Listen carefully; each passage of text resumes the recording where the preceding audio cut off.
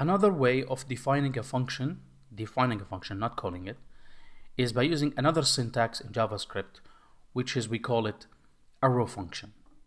Now, arrow function is a very nice and neat syntax that eliminates the use of this function keyword. Well, let's see how.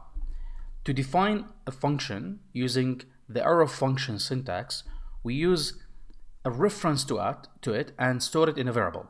So let's call it const that name calculate total sum of numbers. That's the name of our function, and then that's equal to open close parentheses and then equal sign greater than, and this is like an arrow, feels like an arrow, and then we have the same thing, curly braces, and then we can move on this logic to be here.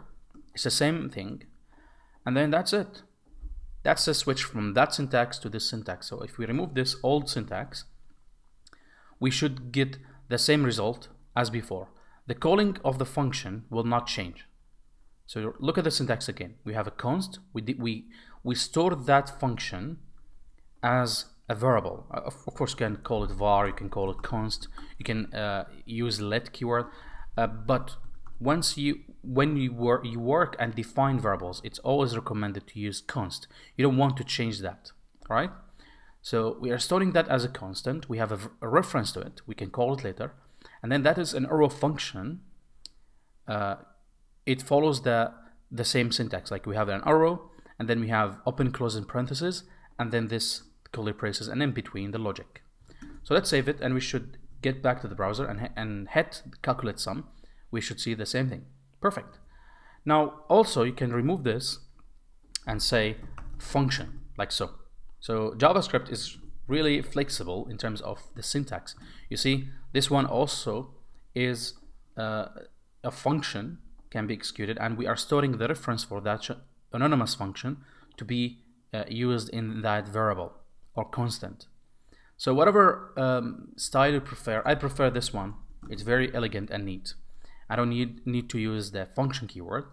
However, keep in mind that this is a new syntax in ES5, which is the newest, not the newest, it's an update version of JavaScript in 2016 and in 2015, sorry. And this syntax will not work on all browsers. All right.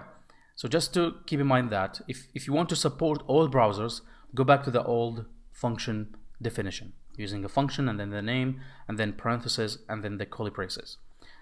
To make sure or to make this function executable on all browsers, we need to use a bundle or bundler, we call it, and that will take the next version of JavaScript code and translate it to old syntax that can run on all browsers. This is another topic. We will come to it later. But for now, these are the ways of creating or defining your variables in JavaScript.